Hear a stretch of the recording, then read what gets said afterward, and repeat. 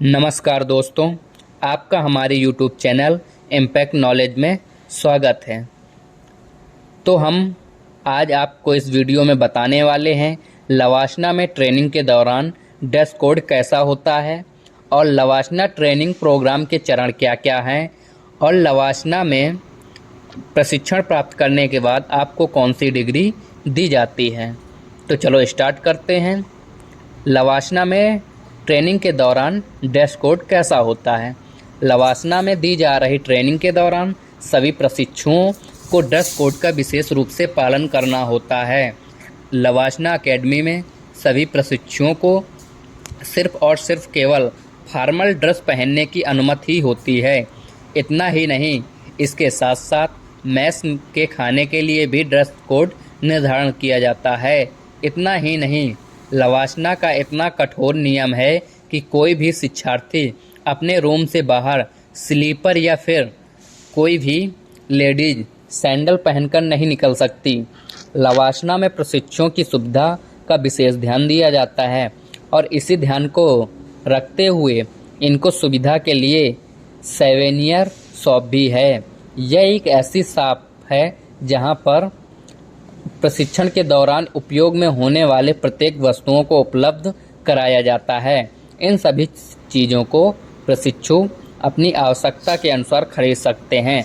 इस शॉप पर बिकने वाले सभी चीज़ों पर लवाशना अकेडमी का प्रसिद्ध चिन्ह यानी कि लवाशना लोगो प्रिंट रहता है। प्रशिक्षण के दौरान क्लासरूम में बैठते समय पुरुष प्रशिक्षार्थियों के लिए गर्मी के समय में स्लीव शर्ट, पैंट और नेक टाई तथा ठंडी के समय में यानी कि सर्दी के समय में full sleeve shirt, pant, neck tie और लेदर के जूते पहनने होते हैं। इसी के विपरीत महिला प्रशिक्षुओं को salwar kameez, sari, western business suit, churidar kurta और औपचारिक सैंडल या जूता पहनना अनिवार्य किया गया है।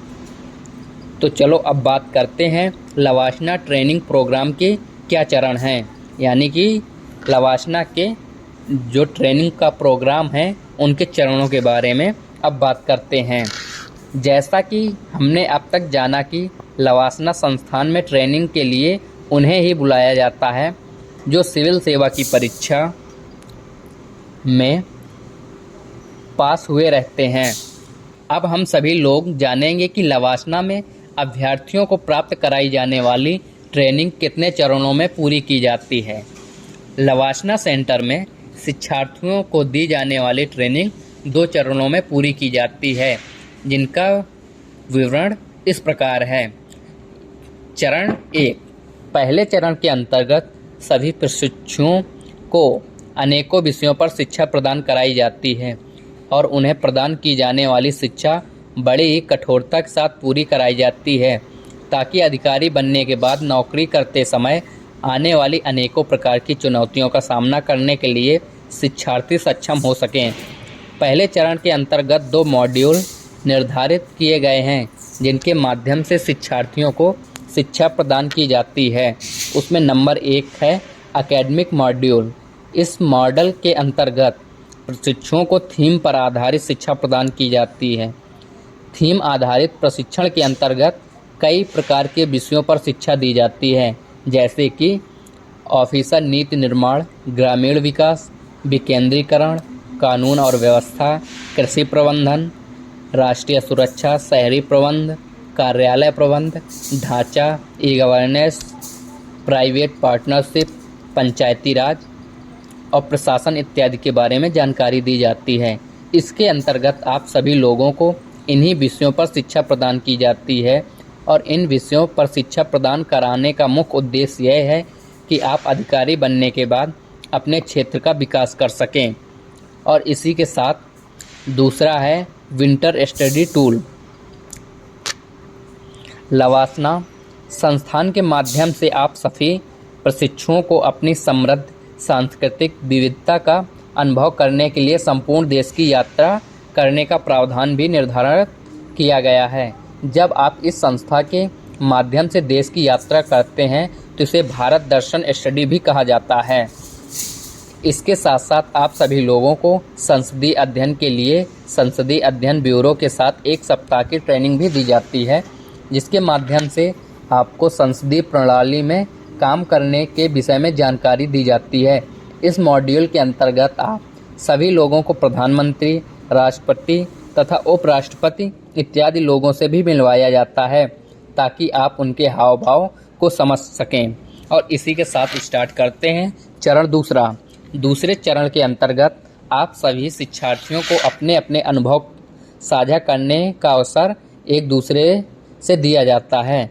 आप सभी लोगों को इसमें देश के शासन और प्रशासन की कमियों, अच्छाइयों को समझने के लिए सक्षम बनाया जाता है। इतना ही नहीं, इसके साथ साथ सभी लोगों को सरकारी मशीनरी के रूप में काम करने वाले विशेषज्ञ और बाहरी प्रतिष्ठित विशेषज्ञों के विशेष सत्र भी आयोजित किए जाते हैं, जिसमें आप सभी लोगों की मुलाकात उनसे करवाई जाती है। प्रशिक्षण के दौरान आप सभी शिक्षार्थियों को सरकारी सेवा में अपना करियर शुरू करने से पहले विशेष रूप से सीखने का अवसर दिया जाता है।